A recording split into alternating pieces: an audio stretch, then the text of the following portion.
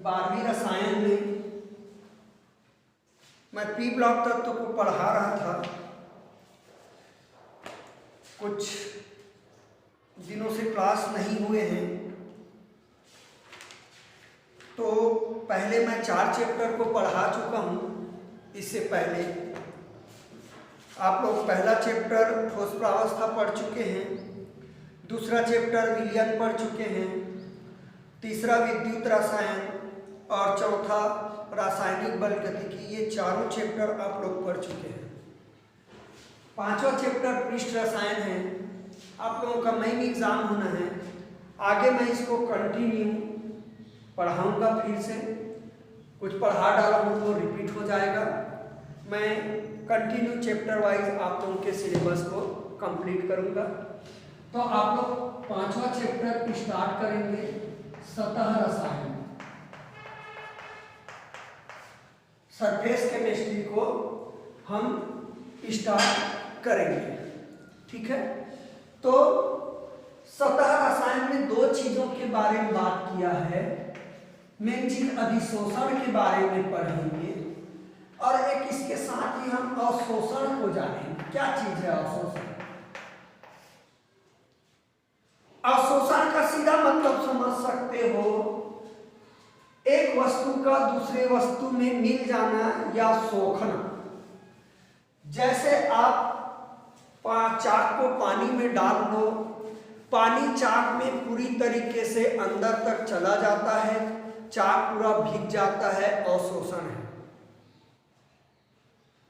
ठीक है। अधिशोषण में बेटा एक पृष्ठीय घटना है। कैसे पृष्ठीय घटना है?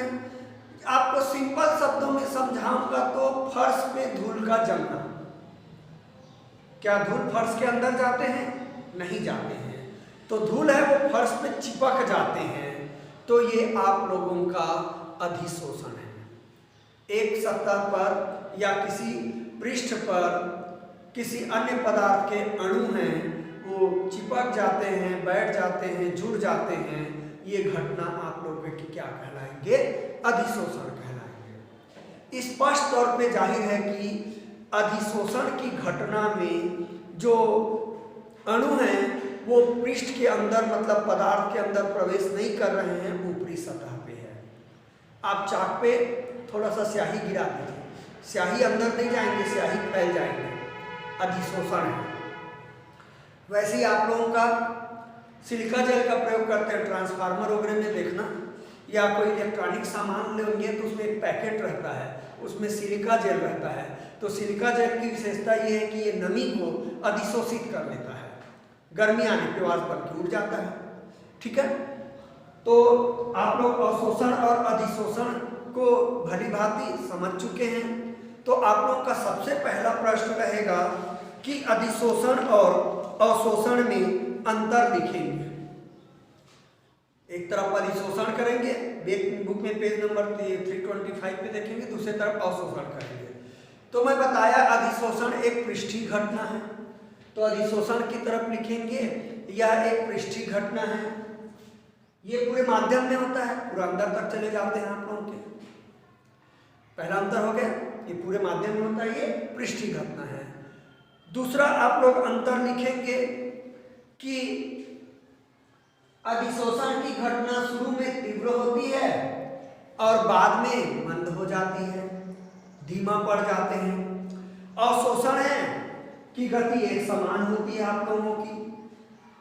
कण है अंदर प्रवेश करेंगे, लगातार प्रवेश करेंगे जब तक कि पूरी तरह फैलेगा। अब अधिशोषण क्यों शुरू में धीमी और बाद में मंद हो जाएगी?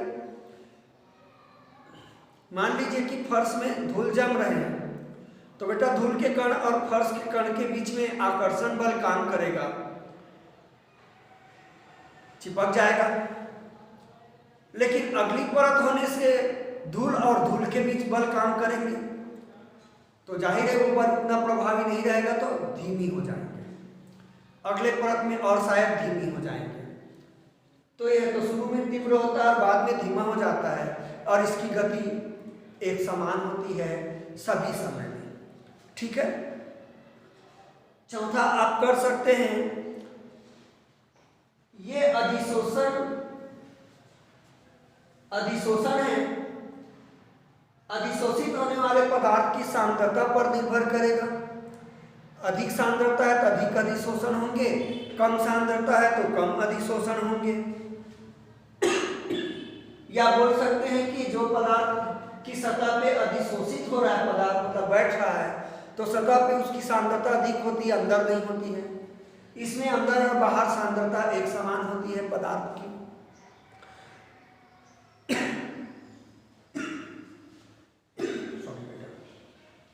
चौथा आप लोग अंतर लिख सकते हैं, जो पदार्थ अधिशोषित हुआ है, मान लो फर्श पे धूल जम गए हैं, उसको हटाया जा सकता है, प्रक्रिया उत्क्रमणी हो सकती है, फूंक मारकर गर्म करके हट जाते हैं। लेकिन अवशोषण हो गया, चूंकि अंदर प्रवेश कर गया है, तो इसको दूर करने के लिए विशिष्ट विधि का प्रयोग करना पड़ेगा। जैसे पानी घुस गया तो वाष्पीकरण करोगे गर्म करके, क्रिस्टलीकरण, ये विशिष्ट विधि द्वारा हम पदार्थ को अलग कर सकते हैं और इसमें आसानी से हो सकता है। चार अंतर हैं, आप चारों को लिखेंगे, ठीक है। तो अधिशोषण और अवशोषण में अंतर हो गया। अब आप लोग प्रश्न बनाएंगे और जिस पे ठीक से फोकस करेंगे। प्रश्न होगा बेटा अधिशोषण क्या है, अधिशोषण क्या है, ये कितने प्रकार के होते हैं, कितने प्रकार के होते हैं। तो अधिशोषण तो बता दिया मैं, एक पदार्थ की सतह पर अधिशोषण, सबसे पहले लिखना अधिशोषण एक पृष्ठीय घटना है। एक पदार्थ की सतह पर दोनों पदार्थ दूसरे पदार्थ की अणुओं का व्यवस्थित हो जाना क्या कहलाता है आप लोगों का, अधिशोषण कहलाता है, ठीक है। अधिशोषण दो प्रकार के होते हैं। पहला भौतिक अधिशोषण, लिख लेना बेटा दोनों को और हाँ टॉपिक करके, और दूसरा रासायनिक अधिशोषण।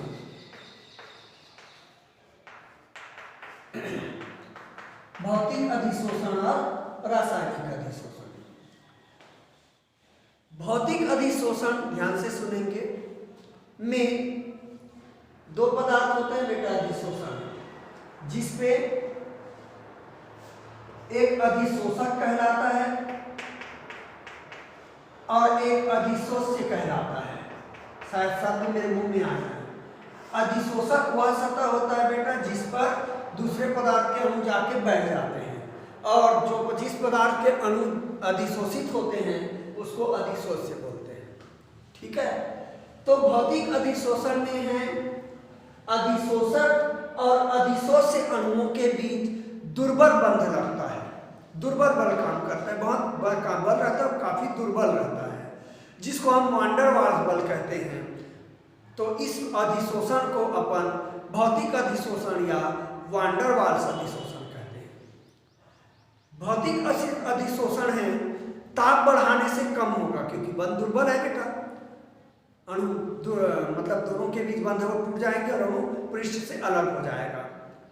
दाब को कम करेंगे तब भी कम हो जाएगा, और दाब बढ़ाएंगे तो अधिशोषण बढ़ेगा, और ताप बढ़ाएंगे तो भौतिक अधिशोषण कम हो जाएगा। जरूर लिखना इस चित्र को, हाँ। ताप बढ़ाने से भौतिक अधिशोषण कम हो जाएगा और दाब बढ़ाने से बढ़ेगा, या दाब को कम करने से कम होगा, ठीक है। रासायनिक अधिशोषण, इसमें अधिशोषक अणु और अधिशोष्य अणुओं के बीच में प्रबल रासायनिक बंध काम करता है, अत्यंत प्रबल रासायनिक बंध काम करता है। इसको इसलिए इसको रासायनिक अधिशोषण या लैंगम्यूर अधिशोषण कहते हैं, वैज्ञानिक के नाम पे है, लैंगम्यूर अधिशोषण कहते हैं।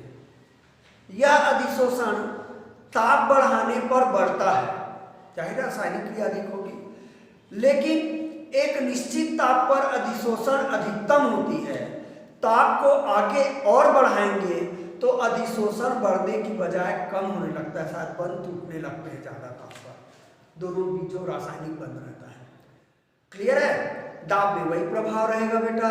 दाब बढ़ाने पर अधिशोषण बढ़ेगा, लेकिन दाब एक निश्चित दाब के बाद, अधिकतम दाब के बाद अधिशोषण स्थिर हो जाता है, चाहे वो भौतिक अधिशोषण हो चाहे रासायनिक अधिशोषण हो, और नहीं होता, स्थिर हो जाता है, नियत हो जाता है।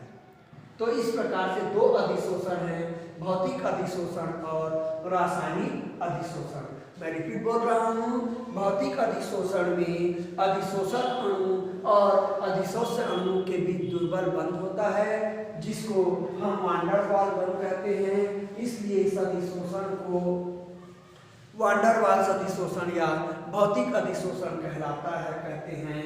ताप बढ़ाने से अधिशोषण कम होगा, दाब बढ़ाने से बढ़ेगा, लेकिन एक निश्चित दाब के बाद अधिशोषण की मात्रा नियत हो जाती है। ठीक है। रासायनिक अधिशोषण में इन दोनों अणुओं के बीच में प्रबल रासायनिक बंध लगता है, इसलिए रासायनिक अधिशोषण या लैग्यूर अधिशोषण कहते हैं। ताप बढ़ाने से अधिशोषण की मात्रा बढ़ती है, एक निश्चित ताप पर अधिकतम होगी, उसके बाद ताप बढ़ाएंगे तो अधिशोषण कम होने लगता है, और दाब बढ़ाने पर अधिशोषण बढ़ेगा, एक निश्चित दाब पर अधिशोषण अधिकतम होता है, दाब को और आगे बढ़ाने पर अधिशोषण नियत होता है। सेम उसके जैसे और बहुत सारी डिफरेंसेस हैं दोनों में, हम अंतर में देखेंगे। फिलहाल इसमें डिफिनेशन में इतने ही आप लोगों को जिक्र करने हैं। ठीक है। अब हम बात करेंगे भौतिक अधिशोषण को प्रभावित करने वाले कारकों की, फिर रासायनिक अधिशोषण को प्रभावित करने वाले कारक की बात करेंगे। ठीक है। तो आप लोगों का प्रश्न होगा, भौतिक अधिशोषण को प्रभावित करने वाले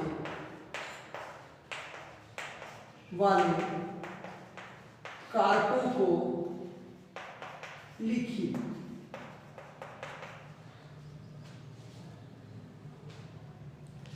ठीक है।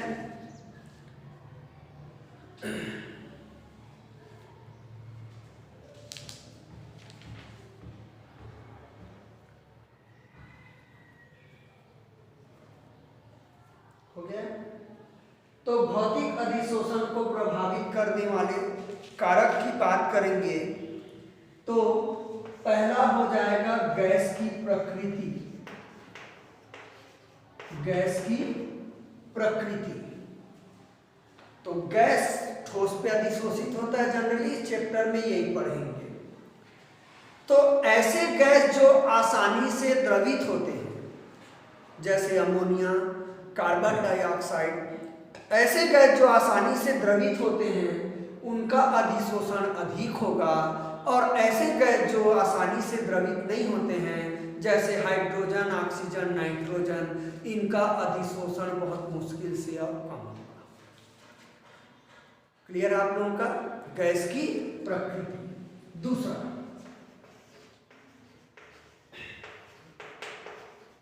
अधिशोषक की प्रकृति। यदि अधिशोषक का पृष्ठीय क्षेत्रफल अधिक है, यानी कि यदि अधिशोषक का सतह खुरदुरा है या अधिशोषक चूर्ण के रूप में है, तो अधिशोषण की घटना अधिक होगी। भौतिक अधिशोषण, जाहिर बेटा, अधिशोषक का सतह खुरदुरा है, उसमें ज्यादा आपके अधिशोष्य बैठेंगे, जम जाएंगे। तो अधिशोषक का पृष्ठीय क्षेत्रफल अधिक है, यानी कि उसकी सतह खुरदुरा है, या अधिशोषक बारीक चूर्ण के रूप में है, तो भौतिक अधिशोषण की घटना आप लोगों की अधिक होगी। ठीक है, क्लियर है। चौथा, तीसरा, पृष्ठ का क्षेत्रफल। इसमें लिख सकते हो बेटा, चिकने सतह वाले अधिशोषक की अपेक्षा खुरदुरे अधिशोषक पे अधिशोषण की घटना अधिक होगी। अब पृष्ठ का क्षेत्रफल, ये दोनों लगभग सेम है। पृष्ठ का क्षेत्रफल अधिक होने से अधिशोषण की घटना अधिक होगी। लिख सकते हो, खुरदुरे या फिर बारीक पिसे हुए आपके अधिशोषक पे अधिशोषण की घटना अधिक होगी। ठीक है। चौथा, ताप का प्रभाव। पांचवा, दाब का प्रभाव। हम डिस्कस कर चुके हैं बेटा। ताप का प्रभाव और दाब का प्रभाव।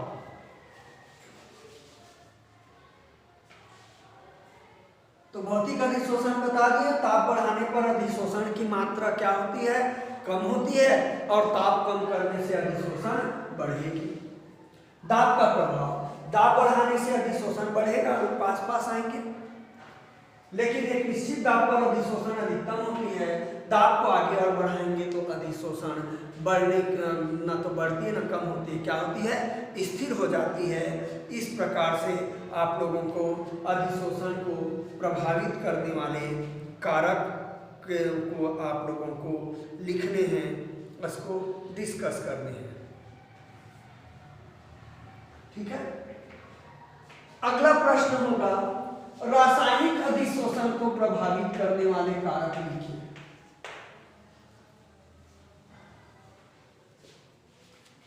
सेम कारक आएंगे बेटा। गैस की प्रकृति, तो यह अधिशोषण गैस की प्रकृति पर भी निर्भर करता है। जैसे कुछ धातु हाइड्रोजन गैस से क्रिया करके धात्विक हाइड्राइड बनाते हैं, तो उस धातु के ऊपर हाइड्रोजन का अधिशोषण होगा। कुछ धातु है वो ऑक्सीजन से क्रिया करके धात्विक ऑक्साइड बनाते हैं, तो उस धातु के सतह पे ऑक्सीजन गैस का अधिशोषण होगा। तो ये हो गया किसकी, गैस की प्रकृति पर भी निर्भर करेगा। दूसरा, अधिशोषक की प्रकृति, वही बात बेटा, यदि अधिशोषक सतह है, चिकना है, तो अधिशोषण कम होगा, और यदि खुरदुरा है तो अधिशोषण अधिक होगा। पृष्ठ का क्षेत्रफल, वही बात बेटा, पृष्ठीय क्षेत्रफल अधिक होने से अधिशोषण की मात्रा अधिक होती है। बारीक पिसे हुए चूर्ण हैं उसमें अधिशोषण अधिक होगा। ताप का प्रभाव, ये उल्टा है बेटा उससे, है ना। ताप बढ़ाने से अधिशोषण बढ़ता है, परंतु एक निश्चित ताप पर अधिशोषण अधिकतम होती है। ताप को और बढ़ाने से अधिशोषण बढ़ने के बजाय कम हो जाता है। दाब का प्रभाव सेम है आप लोगों का, ठीक है। दाब बढ़ाने से अधिशोषण बढ़ता है, एक निश्चित ताप पर अधिशोषण अधिक होगी। दाब को और अधिक बढ़ाएंगे तो अधिशोषण की मात्रा या घटना नियत हो जाती है। तो ये रासायनिक अधिशोषण और भौतिक अधिशोषण को प्रभावित करने वाले कारक लिखेंगे। बहुत सिंपल शब्दों में रखने की जरूरत नहीं है। गैस की प्रकृति में थोड़ा सा गैस एग्जाम्पल को ध्यान दे लेना, बाकी लगभग कोई एग्जाम्पल नहीं है, कॉमन है, ठीक है। मैं बता देता हूँ। भौतिक में अपन द्रवित होने वाले गैस आसानी जल्दी अधिशोषित होते हैं, जैसे अमोनिया, कार्बन डाइऑक्साइड, और जो आसानी से द्रवित नहीं होते हैं, जैसे हाइड्रोजन, ऑक्सीजन, नाइट्रोजन आदि गैस आसानी से अधिशोषित नहीं होते हैं, ये है, ठीक है। और रासायनिक कद बताया था, जो धातु हाइड्रोजन से क्रिया करते हैं उसके सतह पे हाइड्रोजन गैस अधिशोषित होगी, और जो ऑक्सीजन से क्रिया करते हैं ऑक्सीजन गैस अधिशोषित होगी, ठीक है आप लोगों का। तो ये हो गया।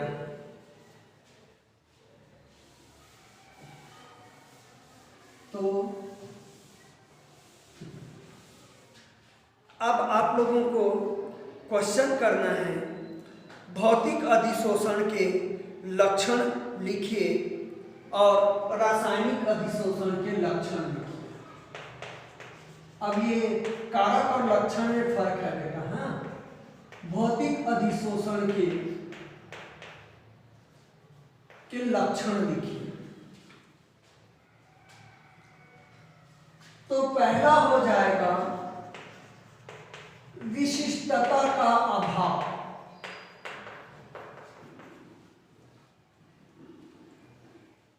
मतलब ये दुर्बल वांडरवाल बंद रहता है बेटा। भौतिक अधिशोषण अस्थायी होता है, तो ये विशिष्ट नहीं होता है। धूल जम गया, किसी सतह पे हाइड्रोजन जम गया, किसी सतह पे अमोनिया जम गया, है ना, और बहुत हल्के ही जमा होते हैं, अस्थायी होता है, तो इसमें विशिष्टता का अभाव होता है। रासायनिक अधिशोषण में करेंगे विशिष्टता की अधिकता। सेम क्वेश्चन बनाना रासायनिक, चलिए मैं बाद में डिस्कस करूंगा। इसमें विशिष्टता का अभाव होता है क्योंकि अधिशोषक अणु और क्या अधिशोष से अणु के बीच दुर्बल वैन डेर वाल्स बल होता है। यह अधिशोषण अस्थायी होता है, इसलिए इसमें विशिष्टता का अभाव होता है। हल्के से आपके अणु बैठ जाते हैं और कभी हट भी जाते हैं, विशिष्ट नहीं होते हैं। दूसरा वही कर लेना बेटा, गैस की प्रकृति जो लिखे हो चल जाएगा। तीसरा अधिशोषक की प्रकृति, भौतिक अधिशोषण के अभिलक्षण लिखना है। तो बाकी वही रहेगा 5 पॉइंट, मैं 2 पॉइंट बस बता देता हूं। दूसरा ये उत्क्रमणीयता होता है। उत्क्रमणीयता मतलब चूंकि अधिशोषक और अधिशोष्य के बीच दुर्बल बंध होता है तो ये आसानी से टूट जाते हैं, जिससे अधिशोष्य को अधिशोषक से अलग कर सकते हैं। यानी कि ये घटना आपकी क्या होती है, उत्क्रमणीय है। कैसे? ठोस और गैस मिले हैं तो ये वापस गैस और ठोस अलग हो सकता है। धूल है, फूंक दो, ठोस सतह पे धूल जमा है, फूंक मार तो धूल के कण अलग हो जाते हैं, कई बार वापस हो गए बेटा, अधिशोषण की घटना हट गई। तो ये 2 आप लोगों के पॉइंट बढ़ाने हैं, बाकी 5 पॉइंट हो जाएंगे, 7 पॉइंट हो जाएंगे। विशिष्टता का अभाव और दूसरा उत्क्रमणीयता। वैसे सेम रासायनिक अधिशोषण करेंगे। रासायनिक अधिशोषण के अभिलक्षण लिखिए। तो इसमें विशिष्टता की अधिकता होती है बेटा। क्यों अधिकता होती है विशिष्टता की? चूंकि इसमें अधिशोषक अणु और अधिशोष्य के बीच रासायनिक क्रिया होते हैं, तो सभी अणु और आपस में रासायनिक क्रिया नहीं करते हैं। हम जानते हैं कि रासायनिक क्रिया हमेशा विशिष्ट होती है। कोई धातु हाइड्रोजन से क्रिया करता है तो धात्विक हाइड्राइड बनाएगा रासायनिक अधिशोषण से, और ऑक्सीजन से क्रिया करने में सक्षम है तो धात्विक ऑक्साइड बनाएगा। ऐसा जरूर नहीं है कि जो धातु ऑक्सीजन से क्रिया करता है वही धातु हाइड्रोजन से क्रिया करे, ये संभव नहीं है। तो ये विशिष्ट होती है, इसलिए रासायनिक अभिक्रिया अधिशोषण का विशिष्टता की अधिकता होती है इसमें। और ये आप लोगों का स्थायी होता है, पॉइंट बढ़ा सकते हैं स्थायित्व करके। भौतिक अधिशोषण अस्थायी होता है और रासायनिक अधिशोषण स्थायी होता है, एक और पॉइंट बढ़ा सकते हैं। ठीक है, तो अब यहाँ पे करेंगे बेटा अनुत्क्रमणीयता। वो उत्क्रमणीय था, ये अनुत्क्रमणीय है बेटा। अनुत्क्रमणीयता चूंकि इसमें रासायनिक बंध पाया जाता है, अतः रासायनिक अधिशोषण स्थायी होता है और स्थायी होने के कारण यह अनुत्क्रमणीय होता है। ठीक है, तो इस प्रकार से अधिशोषण के बारे में आप लोग अभिलक्षण लिखेंगे। बाकी 5 वही रहेगा जो मैं अभी थोड़ी देर पहले बताया था। तो 7 अभिलक्षण आ जाएंगे। ठीक है, क्लियर है सभी को? अब इसमें एक आप लोग प्रश्न करेंगे, भौतिक अधिशोषण और रासायनिक अधिशोषण में अंतर लिखिए। भौतिक अधिशोषण और रासायनिक अधिशोषण में अंतर लिखिए। तो बहुत सारे अंतर तो मैं बता डाला बेटा, तो प्रायः वही अंतर पहले लिखेंगे जिसके बारे में अभी मैं बता दिया हूं। बाकी बुक में क्या दिया है आप जानिए। पहला, इसमें विशिष्टता का अभाव होता है। समझाने की जरूरत नहीं है अब क्या है विशिष्टता। इसमें विशिष्टता का अभाव होता है, इसमें विशिष्टता की अधिकता होती है। विशिष्टता की अधिकता होती है, अधिकता होती है, आसानी से करनी। ठीक है, दूसरा अंतर, यह अस्थायी होता है। इसको लिख सकते हो, यह स्थायी होता है। तीसरा, यह उत्क्रमणीय होता है। इसमें लिख सकते हो, यह अनुत्क्रमणीय होता है।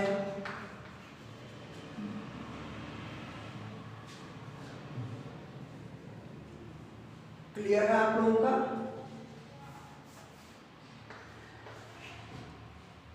चौथा, ताप बढ़ाने पर कम होता है। इसमें आएगा ताप बढ़ाने पर बढ़ता है, लेकिन एक अधिकतम ताप के बाद बढ़ने की बजाय कम होने लगता है। ये चार अंतर बहुत आसानी से। पांचवा अंतर, इसमें अधिशोषक अणु एवं अधिशोष्य अणुओं के बीच